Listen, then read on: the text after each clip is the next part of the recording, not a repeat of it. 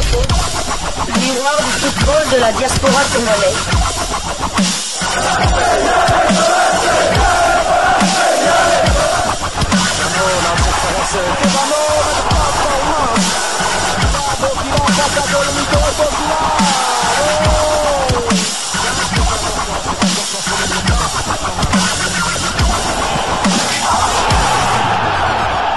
Diasco Foot, le miroir du football de la diaspora congolaise. Bonjour à tous, vous êtes en train de suivre Diasco Foot, le miroir du football de la diaspora congolaise. Nous sommes le dimanche 6 juillet 2025. Bon dimanche à tous, bon week-end, bon fin de week-end à toutes et à tous. Nous allons parler bien entendu de Léopard, des Léopards dames qui vont entrer en lice dans le cadre de la CAN Maroc Dames 2025. Et donc cette CAN qui a démarré hier samedi 5 juillet, la RDC entrera en lice dimanche aujourd'hui contre le Sénégal. Et cette CAN qui avait démarré hier, qui avait été lors du match d'ouverture qui avait opposé le Maroc, pays organisateur, à la Zambie, dans le même groupe que la RDC. Donc les scores finaux, c'était de 2 buts partout. Gino Links tout à l'heure, avec qui je suis en train de faire cette livraison, va en parler un peu de cette rencontre parce qu'apparemment il avait suivi cette rencontre. Et donc nos léopards vont pouvoir participer à cette CAN. Donc nous espérons que tout à l'heure contre le Sénégal, sur le coup de 15 heures, 15 heures heure de Kinshasa, le match sera retransmis à la RTNC et sur Canal+. Alors, je vous livre la liste de Congolaises qui vont participer à cette compétition. Donc, il y a quand même un certain nombre de binationales, mais je vais parler un peu de toute cette liste. Nous allons commencer par les postes de gardien des buts. Nous avons Janae Longo qui joue du côté de l'AS Cannes en France, Fideline Ngoy du FCF Mazembe Anglebert en RDC. Nous avons Ruth Konde qui joue à la Colombe. Et en défense, nous avons Bélange Voukoulou du FCF Mazembe, Cristal Iombe de l'AS Monaco, Emeraude Mawanda du FCF Mazembe, Eva Soumo du FC Nantes en France. Nous avons Benny Koubiena de Shanghai FC en Chine, Wivine Kaombu du FCF Mazembe. Et au milieu de terrain, nous avons Marlène Kassage du FCF Mazembe, Fallon Pambani de Al-Shabaab en Arabie Saoudite, Esther Silouvangi du Mans, de Le Mans, donc en France, Ruth Boulala de l'AS Sarcelles en France, Sarah Yassongamo de Antalya Sport en Turquie, et le contingent vraiment des attaquantes. Nous avons beaucoup d'attaquantes.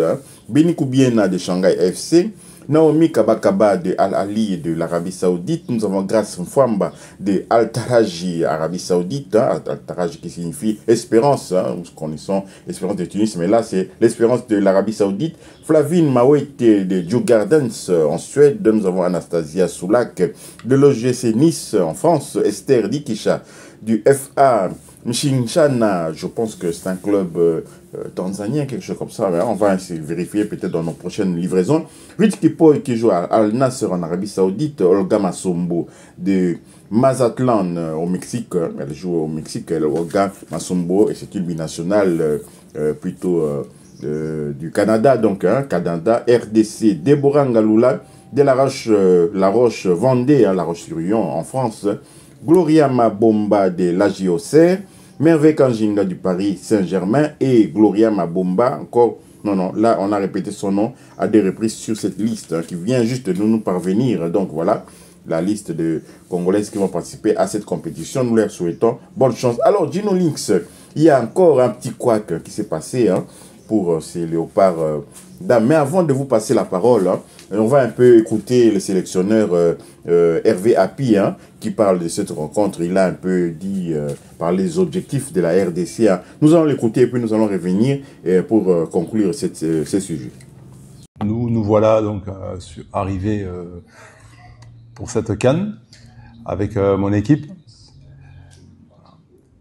Voilà, nous avons fait un stage de préparation, je dirais, un petit peu compliqué parce que pour diverses raisons, mais voilà, on est très très content d'être là et on va faire notre maximum pour bien figurer sur cette CAN. C'est un honneur déjà d'y participer. moi en tant qu'entraîneur, et puis évidemment, mes joueuses sont très contentes d'être là. Ah, mais ce seront des joueuses très concentrées sur l'événement. C'est d'abord avant tout des compétitrices, donc elles vont faire le maximum pour bien figurer. Et voilà, quand on rentre sur le terrain, quelle que soit la compétition, avant tout, ce sont des joueurs professionnels et qui vont donner leur maximum pour bien figurer. Ah ben, si vous voulez, c'est un challenge, un beau challenge, parce qu'en tant qu'entraîneur, voilà, c'est toujours intéressant de mener un groupe sur un événement pareil. Voilà. Donc l'idée, c'est surtout d'être carrément dans la compétition, de figurer, de bien y figurer. Et puis ça sert toujours d'enseignement. Plus on enchaîne les compétitions, plus on retire de bons enseignements. Et nous, dans notre objectif, on pense aussi à la CAN 2026, parce qu'elle n'est pas très loin. Et donc, cette CAN 2025 va nous permettre de préparer la CAN 2026. Et pour la préparer, il faut bien figurer déjà aujourd'hui, prendre les matchs un par un. Et voilà, les filles sont des compétitrices, le staff est compétiteur, et moi, bien sûr, pour piloter tout ça. Donc notre détermination est sans faille pour vraiment chaque match. Si on peut les gagner, on va les gagner. Et puis après, on verra, on fera les comptes à la fin des 3 matchs. Maintenant, ce que je peux dire, que c'est une grande honneur pour nous, parce que ça fait au moins 12 ans que la RDC n'a pas encore pu jouer la CAN. Alors maintenant, nous sommes ici. C'est que je peux dire que le match de dimanche, ça c'est un grand match pour nous. Donc nous sommes là pour jouer, c'est pas pour faire les aventures. Bon, premièrement, notre objectif, c'est de sortir à la phase des poules. Oui. Ça nous a vraiment beaucoup aidé, parce que ça fait beaucoup de temps qu'on a commencé la préparation, parce que c'était prévu de commencer l'année passée, et puis on a repoussé ça en 2025. Nous sommes vraiment motivés, vraiment 100% de jouer cette compétition. Oui, comme je venais de dire, comme vous avez dit par rapport à ce qui se passe dans notre pays, bon, nous sommes là pour jouer, pour donner la joie à notre pays. Parce qu'il y a la guerre pour nous aussi de jouer, donc ça fait au moins beaucoup de temps qu'on n'a pas encore joué la Coupe d'Afrique. Maintenant, nous sommes là. Et on va faire l'effort de jouer et puis de sortir à la phase de poule et puis de donner la joie au pays. C'est ça. Merci. Premièrement, quand j'étais à terrain en aéroport, j'avais eu la joie, vous ne pouvez pas imaginer. On a joué la compétition ici, c'était la Coupe d'Afrique, la Ligue des Champions. On a joué la finale aussi, c'était avec l'équipe de Maroc. Nous étions aussi à la même poule avec l'équipe de Maroc. On les a vaincus ici dans leur terrain. Bon, ça ne serait pas aussi impossible, et puis de jouer, de gagner cette compétition. Parce que s'il s'agit par rapport à la liste de favoris, la RDC n'est pas là. C'était la même chose quand Mazimbote est venu aussi jouer la Ligue des Champions. Mazimbote n'était pas la liste de favoris, mais nous étions champions. Donc, Inch'Allah, par la grâce de Dieu, je sais qu'on va le faire. Voilà, nous sommes de retour à Ginolix. Je parlais justement de quelques tracasseries que les Léopards dames ont enregistrées pour cette compétition. Et je tiens encore à préciser qu'on était en stage en Algérie pour préparer toujours cette compétition. Mais il y avait un autre contingent, notamment des locales, qui était resté du côté du pays. Je n'ai jamais vu une préparation pareille. Un groupe fait des binationales en train de se préparer en Algérie. Et le groupe de Kinshasa a rejoint justement les 4 ici il y a 2 jours. Ils ont rejoint le groupe du côté du Maroc. Ça ne fait pas vraiment sérieux. Est-ce que vraiment dans un groupe de la mort où nous nous retrouvons, nous serons capables de tirer notre épingle du jeu? Mais il y a eu un petit couac. Ginolix, vous allez pouvoir en parler. Tout à fait. Donc hier samedi 5 juillet, nos dames, nos sœurs, nos filles ne se sont pas entraînées pour une question de primes. Elles réclament des primes qui datent de plusieurs mois. Donc elles ne se sont pas entraînées. Elles ont même menacé de boycotter la rencontre de ce jour. Nous espérons que la situation va se débloquer pour ces dames. Et voilà, on ne change pas des habitudes, donc on attend toujours la dernière minute. Donc nos filles n'ont toujours pas reçu leur prime.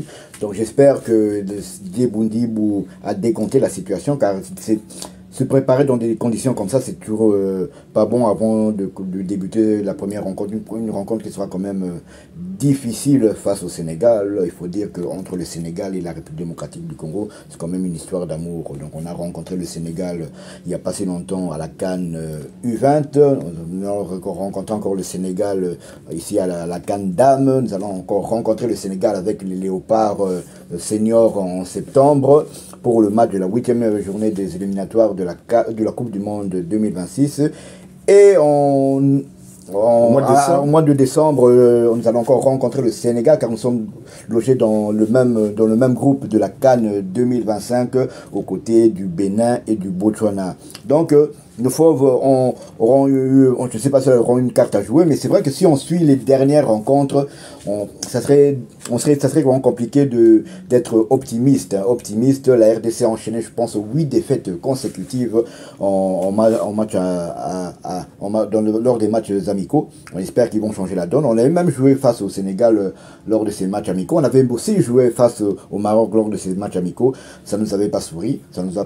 Mais cette fois-ci, c'est la compétition qui débute. On espère que la donne va changer.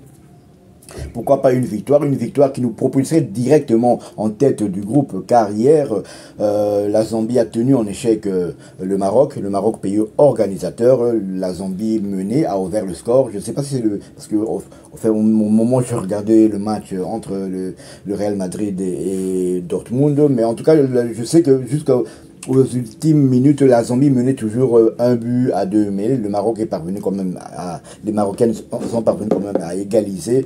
Donc le Maroc et la Zambie se quittent dos à dos. Une victoire de la RDC serait première, mais une défaite ne nous condamnerait pas. Mais en tout cas, vu que nous sommes dans un groupe de la mort, la défaite est quasiment interdite. Et oui, hein, le numéro 11, le numéro 11 de la Zambie est très connue, mondialement connue. Elle est très puissante.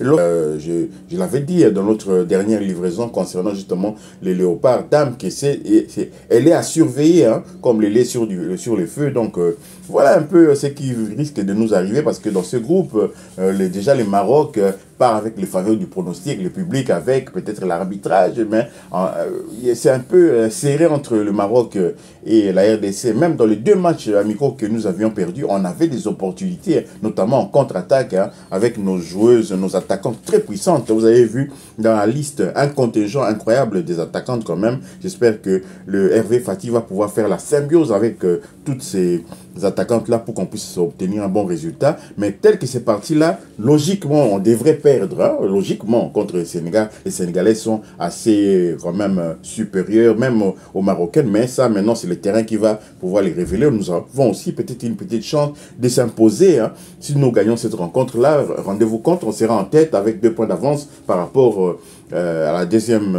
deuxième adversaire que nous allons affronter, c'est-à-dire le Maroc, justement.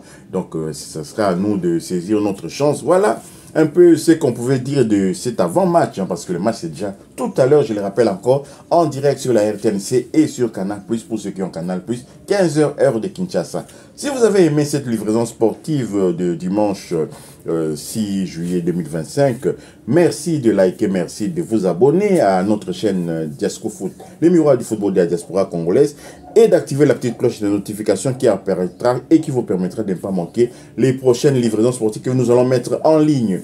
Diasco Foot, le miroir du football de la diaspora congolaise, vous dit au revoir.